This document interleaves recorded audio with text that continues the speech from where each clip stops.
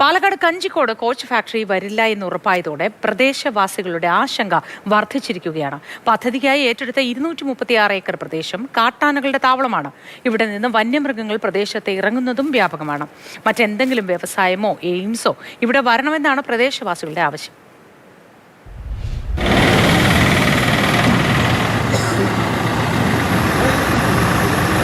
തുറക്കും മുമ്പേ പൂട്ടിപ്പോയൊരു സ്ഥാപനമാണിത്.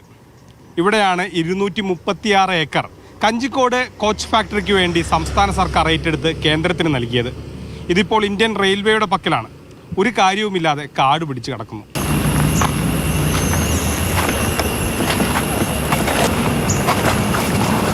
ഏറ്റെടുത്ത ഈ സ്ഥലം മുഴുവൻ ഇപ്പോൾ കാട് കയറി കിടക്കുകയാണ്. ഇതുകൊണ്ട് ഈ പ്രദേശവാസികൾക്ക് വലിയ ബുദ്ധിമുട്ടാണുള്ളത്. നമുക്ക് ഇതിൻ്റെ ഉള്ളിലേക്ക് പോകുമ്പോൾ കൂടുതൽ ഇതിൻ്റെ ഭീകരത എത്രമാത്രം കാട് കയറിയിട്ടുണ്ടെന്നുള്ളത് മനസ്സിലാവും.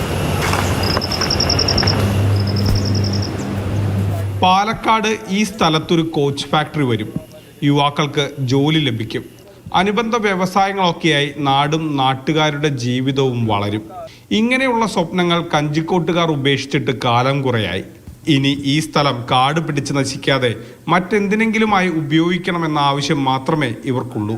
ഒരു സൈഡ് ഹൈവേ, ഒരു സൈഡ് റെയിൽവേൻ്റെ, ഒരു സൈഡ് പുഴ, അങ്ങനെ എത്ര നല്ല സ്ഥലമാണ്. അതിനെ കൊണ്ട് നശിപ്പിച്ചാണ്. ഇതിനകത്തുനിന്ന് ഒരുപാട് അനാശാസ്യ പ്രവർത്തനങ്ങൾ നടക്കുന്നു. അതിനോടൊപ്പം തന്നെ ഇതിനകത്തുനിന്നൊരു ശരീരം, ഒരാളുടെ ബോഡി കിട്ടിയിട്ടുണ്ടായിരുന്നു. അങ്ങനെയുള്ള പ്രവർത്തനങ്ങൾ ഒരുപാടുണ്ട്. യുവാക്കളുടെ ഒരു വലിയ സ്വപ്നമാണ് ഈ BJP സർക്കാരും മോഡി സർക്കാരും ഇല്ലാതാക്കിയത്.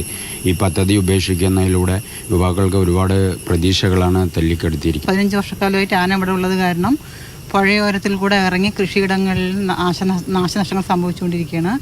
ഡെയിലിയും അതിനൊരു പ്രശ്നമായിക്കൊണ്ടിരിക്കുകയാണ്. സ്റ്റേറ്റ് ഗവൺമെൻറ് ഏറ്റെടുത്തുകൊണ്ട് ഇതിനെ ഒരു ജനങ്ങൾക്ക് ഫലപ്രദമായിട്ട് ഉപയോഗിക്കുന്ന രീതിയിലുള്ള എന്തെങ്കിലും ഒരു സ്ഥാപനം ഇവിടെ വന്നാൽ അനുയോജ്യമായിരിക്കും. സെക്കൻഡ് ഷിഫ്റ്റൊക്കെ കഴിഞ്ഞ് ഞങ്ങൾ ആ പുഴയോരത്തൂടെ പോവുക. അപ്പം ഞങ്ങൾക്ക് ആന കാണാറുണ്ട്, പന്നി വരാറുണ്ട്, എല്ലാ മൃഗങ്ങളുടെ ശല്യം കൂടുതലാണ്. ഇപ്പോൾ ഈ മതിൽ ഇവിടെ ഇങ്ങനെ പൊളിഞ്ഞു കിടക്കുന്നത് കാണുന്നില്ലേ? ഇത് ഏതെങ്കിലും തരത്തിൽ റെയിൽവേയോ അല്ലെങ്കിൽ ഇവിടുത്തെ പ്രദേശവാസികളൊക്കെ ഈ സ്ഥലത്തേക്ക് പോകാൻ വേണ്ടി പൊളിച്ചതൊന്നുമല്ല. ആനയാണ് ഈ മതിൽ ഇങ്ങനെ പൊളിച്ചത്. ഇതിലൂടെയാണ് ആനയുടെ സ്ഥിരം നടപ്പ്. സ്ഥലം സാമൂഹിക വിരുദ്ധരുടെ താവളമാണ്. ആന, കാട്ടുപന്നി, അങ്ങനെ കർഷകരുടെ ഉറക്കം കെടുത്തുന്ന എല്ലാ വന്യമൃഗങ്ങളും ഇവിടെ താവളമാക്കി കൃഷിയിടങ്ങളിലേക്ക് ഇറങ്ങും. കേരളത്തിനായി പരിഗണിക്കുന്ന എയിംസോ മറ്റേതെങ്കിലും വ്യവസായമോ ഇവിടെ വരണമെന്നും ഇവർ ആഗ്രഹിക്കുന്നു. മാതൃഭൂമി ന്യൂസ്, പാലക്കാട്. അതൊരു നല്ല ആവശ്യമാണ് അല്ലേ? അങ്ങനെ ഒഴിഞ്ഞു കിടന്ന് കാട് കയറി നശിച്ച് സാമൂഹ്യ വിരുദ്ധരുടെ ശല്യം, വന്യമൃഗങ്ങളുടെ ശല്യം ഇതൊക്കെ ഉണ്ടാവുന്നതിനേക്കാൾ നല്ലതല്ലേ? പിന്നെ പല പൊതുമേഖലാ സ്ഥാപനങ്ങളും അടഞ്ഞു കിടന്ന് ഇതേ അവസ്ഥയിൽ തുടരുന്നത് നമ്മൾ കാണുന്നതാണ്. അങ്ങനെയൊന്നുമായി തീരാതിരിക്കട്ടെ. അങ്ങനെയുള്ള ഇടങ്ങൾ കൂടി ഏറ്റെടുത്ത് എന്തെങ്കിലും തരത്തിലൊക്കെ വികസന പദ്ധതികളുമായി മുന്നോട്ട് പോകാൻ സർക്കാർ ആലോചിക്കട്ടെ.